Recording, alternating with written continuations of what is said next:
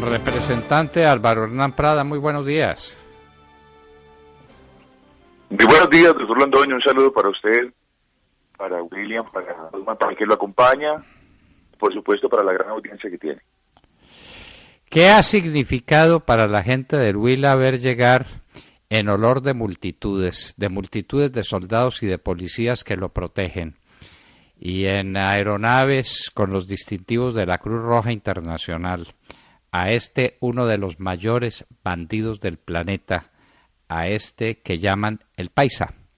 ¿Qué ha significado eso moralmente para ustedes y para su región? Doctor Londoño, desafortunadamente para nosotros todo este proceso de paz ha sido una burla. Una burla porque después de tantos años de sufrir la guerrilla de las FARC en el departamento del Huila, logramos sacarlos, logramos erradicarlos del departamento, logramos por fin vivir tranquilamente en paz durante el gobierno del presidente Álvaro Uribe, para luego retroceder, y no solamente retroceder, sino a las víctimas revictimizarlas, sentir por supuesto amenazada la convivencia, sentirse agraviados por lo que ocurre a diario con un presidente que además tiene una concepción del Estado totalmente distinta. Un presidente que cree que tiene un poder absoluto, un presidente que quiere entregarle el país a toda costa a los terroristas y para eso destruye la Constitución y pasa por encima de lo que sea. Le miente a los colombianos, nos engaña, no gobierna. Un presidente que es capaz de robarse las elecciones como se las robó, que creó una agencia nacional de inteligencia para poner ahí al almirante Echandía, el mismo que dicen o que está involucrado en el montaje que le hicieron al almirante Arango Bachi, que resultó por supuesto siendo una gran injusticia contra el almirante, para infiltrar la campaña de Oscar Iván Zuluaga, y todo esto con el propósito de no solamente de evitar que gane la presidencia, sino de asegurar la entrega del poder a las FARC. Y mientras ocurre todo esto, nos miente permanentemente en cada punto de los que le ha comunicado a medias a los colombianos. Entre ellos está el punto, por supuesto, de las treguas unilaterales de las FARC, de la tregua bilateral y en el tema del cese de hostilidades o de actividades criminales, cuando todavía siguen extorsionando en el departamento del Huila y en el departamento del Caquetá. Para nadie es un secreto en el departamento del Huila y en el departamento del Caquetá que las FARC siguen operando como lo venían haciendo hace 2 o 3 años. No ha cambiado absolutamente en nada. Y cuando los campesinos extorsionados, cuando los comerciantes extorsionados tienen que ir a hablar con estos bandidos, se refieren por supuesto al proceso de paz. Y ellos dicen que no tienen nada que ver con el tema, que tienen que seguir pagando o si no los matan. Uno de los mayores criminales que hemos tenido allá en el departamento del Huila es alias el Paisa y su columna móvil Teófilo Forero, que no es otra cosa sino la columna élite de las FARC para matar colombianos, para asesinar colombianos. Bueno, usted mismo fue víctima de este bandido, y el Nogal, y muchas otras personas y muchos otros colombianos han caído bajo las manos de este criminal. ¿Ahora qué hizo? Cuidado ya por el Estado, habiendo llegado en avión privado a Cuba, devolviéndose cuidado por los organismos del Estado, llega al departamento del Huila a buscar a un comerciante, a un campesino, a un hombre joven que trata de hacer empresa con las dificultades además que este gobierno nos tiene. A Iván Darío Soto, quien no había podido seguramente cumplirle con las exigencias a las FARC o se había opuesto, y no le queda ninguna duda al departamento del Huila, a su familia, no quiero ser más explícito para no ponerlos en condiciones de peligro a ellos, que hoy están amenazados de que este bandido fue quien llegó y mató a Iván Darío Soto. Entonces, ¿qué podemos esperar nosotros los colombianos con un proceso de paz donde el gobierno defiende a unos criminales mientras los criminales asesinan a los colombianos? ¿Qué podemos esperar nosotros de las garantías de un plebiscito cuando el presidente de la República se ha robado unas elecciones presidenciales? ¿Cómo no se va a robar las elecciones de un plebiscito? ¿Qué podemos esperar nosotros los colombianos de unas garantías de tener seguridad cuando hoy lo que están haciendo es dejando unos milicianos por fuera de una negociación, que son más de 7.700 había en el 2013 por cifras del Ministerio de Defensa? Hoy se dice que hay mucho más de 8.000, que pueden ser cerca de 10.000 y que los está dejando por fuera de la negociación. ¿Qué podemos esperar los colombianos si no tenemos garantías para hacer campaña política, mientras que al otro lado las garantías son la plata del Estado? A pesar de la prohibición de la Corte Constitucional, le importa 5 al gobierno, los ministros hacen campaña y tienen presionado a los gobernadores, a los alcaldes, para hacer campaña. No solamente hacer campaña, sino extorsionar también desde el gobierno, entregar casas, computadores y promesas a cambio del voto por el sí, mientras que por el otro lado amenaza a los empresarios para que no le vayan a dar un peso a la campaña del no. ¿Cuáles son las garantías de seguridad que tenemos los colombianos cuando hoy están dispuestos a incorporar a los guerrilleros de las FARC, a los terroristas de las FARC, a organismos de seguridad con la disculpa de que tienen que cuidar a los mismos jefes guerrilleros? Entonces hablan de meter 900 o 1.000 personas inicialmente en un proceso donde les van a entregar armas y hoy van a ser una fuerza armada legítima de Colombia. Absurdo, absurdo. En la Comisión Primera tuvimos ocasión de debatir hace 2 días los argumentos que tenía o que tiene el gobierno y las FARC para justificar que puedan ahorita ser una fuerza legítima del Estado. Y es que, según ellos, nadie les puede prestar seguridad con la confianza absoluta si no son de ellos mismos. Y tuve la oportunidad de recordarle cómo al terrorista Iván Ríos lo mató otro guerrillero, el que lo cuidaba. Le arrancó la mano y fue y la mostró al ejército colombiano. ¿Por qué? Pues porque esos son los bandidos, esos son los terroristas.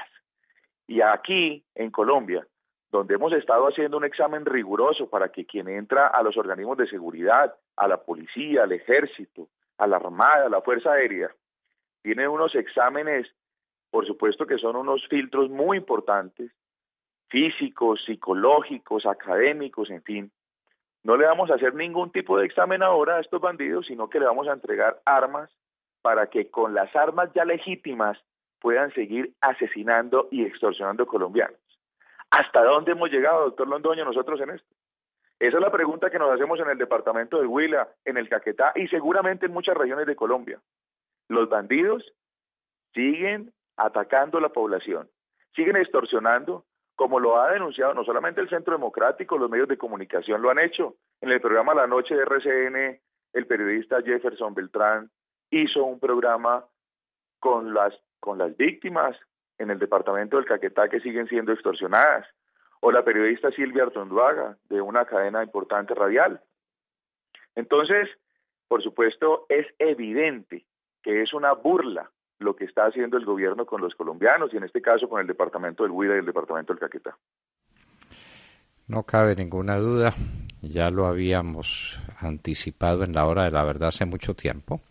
A estos o los van a llamar gendarmes a la manera francesa, dirigidos por el general Óscar Naranjo, que es especialista en este tipo de estratagemas y de miserias, o los van a llamar simplemente funcionarios de la organización que protege a las víctimas, de manera que vamos a estar protegidos por los mismos que nos matan, vamos a quedar muy bien protegidos.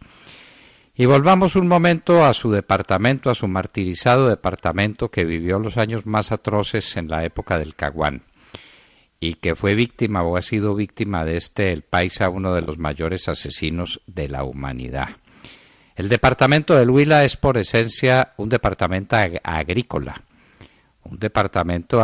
donde los problemas agrícolas tienen mayor intensidad que en otros departamentos que tienen otras fuentes alternativas de ingreso.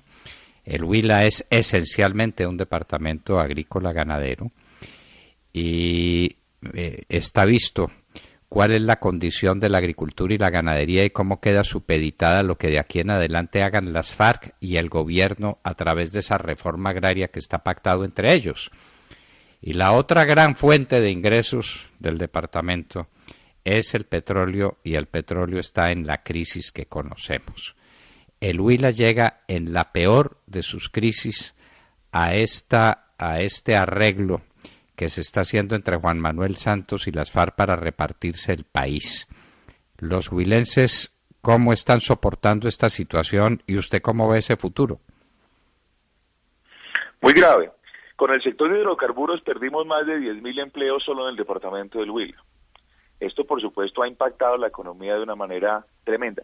Adicionalmente a ello, el gobierno, antes de la crisis de los hidrocarburos, provocada en parte también por ello, no solamente por los precios internacionales del petróleo, sino por la falta de seguridad y la falta de condiciones y de seguridad jurídica, ya venía desestimulando el sector. Pero, además, hay que recordarle a los colombianos que nosotros en el Huila teníamos unos ingresos que dependían mucho, por supuesto, de las regalías petroleras. Y este gobierno nos arrebató las regalías, dejando al departamento del Huila en una situación muy, muy difícil en materia de alimentación y de transporte escolar, principalmente.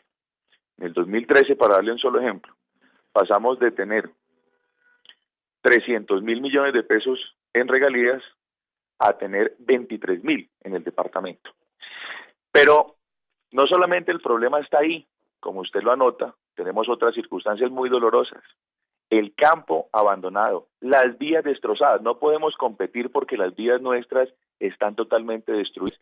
El departamento del Huila es un departamento que vive esencialmente del café. De los 37 municipios, 35 son cafeteros. Y hoy tenemos un problema adicional muy grande. No se están consiguiendo los recolectores.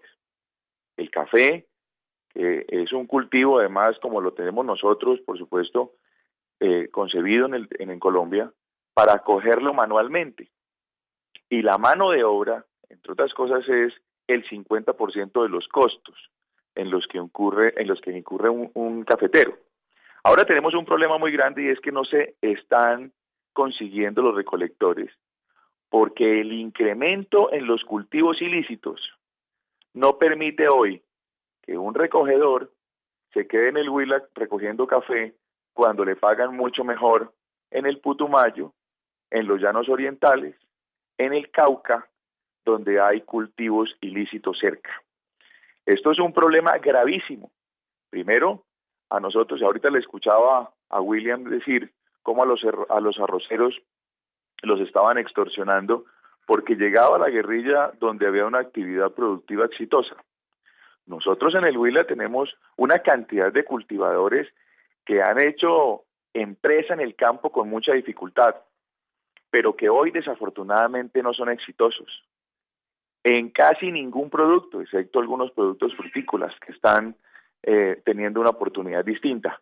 Pero hoy el cafetero, que es un cafetero además que tiene en promedio 1.5 y 2 hectáreas, tiene muchísimas dificultades y es extorsionado además por las FARC. Ese pequeño caficultor es extorsionado, tiene que pedir prestado para ir a pagarle la vacuna a estos bandidos. Y lo mismo los arroceros, y lo mismo quienes están tratando de hacer empresa o tratando de generar comercio en el departamento del Huila. Entonces, esta dificultad con los recogedores es otra adicional que hoy tenemos gracias al incentivo de los cultivos ilícitos, que cuando este gobierno lo recibió cerca de 50.000 hectáreas y hoy estamos ya en las 200.000 hectáreas de coca. Esa diferencia es monstruosa y los que saben dicen que la relación entre el salario cafetero, el que se puede pagar, que es un excelente salario, y el salario cocalero es de 1 a 5, porque a ellos no les importa los márgenes de ganancia después, son de tal manera absurdos que le da lo mismo pagar una cosa que otra. De 1 a 5. No hay recolectores del café en el Huila, en el Tolima, en Caldas, en el sur de Antioquia. No hay quien coja la cosecha cafetera. Todos están raspando coca. Esa es la verdad y esa es la situación del departamento del Huila, al que se le robaron las regalías, porque las regalías deben ser para los departamentos que producen el bien que genera la regalía.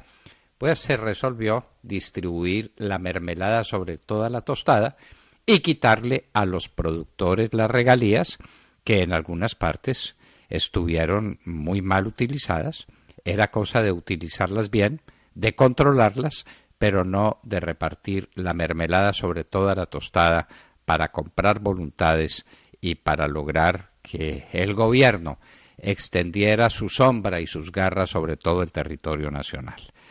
Representante, pues esta es una situación muy complicada y ahora pues a lidiar al paisa, ya protegido por el gobierno, con esquemas oficiales de protección integrados por sus propios bandidos que no se van a tener que esconder de nadie porque van a ser considerados como servidores públicos. Era lo que nos faltaba, ver al paisa protegido por la Cruz Roja, por el Ejército y por la Policía de Colombia. Representante Álvaro Hernán Prada, muchísimas gracias por estar con nosotros en la hora de la verdad y que Dios salve a Colombia y al Huila en particular. Muchas gracias, doctor Fernando. Y lo último es que no nos puede ya extrañar que el paisa sea en un futuro no muy lejano el gobernador del Huila. Tiene la plata, tiene la ayuda del gobierno, hoy los está presentando además como unos héroes de la patria, como un ejército defensor cuando han sido los asesinos del pueblo, y pues le abre el camino el gobierno de Juan Manuel Santos para que las FARC se empoderen y tengamos obviamente un modelo como el venezolano implementado en Colombia, atentando permanentemente contra la libertad y el bienestar de los colombianos. Gobernador o senador, ¿no? Uno no sabe. Uno no sabe qué le depara el destino a este grandísimo asesino, el paisa, uno de los más repugnantes criminales que ha tenido el mundo en los últimos años. Representante Álvaro Hernán Prada, muchísimas gracias. Gracias, doctor Londoño. A ustedes un saludo muy especial y por supuesto a toda la audiencia, mil gracias. Bueno, y una y otra vez, queridos oyentes, seguimos escuchando el tema gravísimo de la recolección del café. Sí, señor. No hay quien coja el café porque todos los cogedores están raspando coca. Y hágame el favor lo que denunció William esta mañana, doctor Londoño, que en el Putumayo hay paro contra la fumigación de los cultivos ilícitos. Dentro de nada va a haber paro de atracadores en Bogotá para que los dejen trabajar, supongo. Pues sí, era lo que faltaba. Esta mañana escuché a Reynel Llano desde Manizales, que es el director de Noticias RCN allá, contando que no hay con quién recoger un solo grano de café en el eje cafetero. Se lo decía a Yanelda Jaimes a las 4 de la mañana y yo decía, tenía razón el doctor Londoño cuando nos hizo esta advertencia a tiempo. Se nos graduaron de raspachines y grano de café que se cae, grano de café que se pudre. Esa es la situación. Parece que el ingreso es de 1 a 5. La gente prefiere 5 que 1 y les importa un pepino la cuestión moral. Además, si eso está convenido con el gobierno y patrocinado por el gobierno, porque es que eso... y la policía y el ejército no hacen nada para impedirlos porque eso tiene legitimidad. De manera que a raspar coca, se dijo, a raspar coca, y que el café lo coja, pues no sé quién va a coger el café. Recolectores por raspachines. Del café a la coca, el sí, libro que les volvemos a recomendar a ustedes. Álvaro Hernán Prada, representante a la Cámara por el Huila, estaba con nosotros en la hora de la verdad. En la hora de la verdad son las 8:08.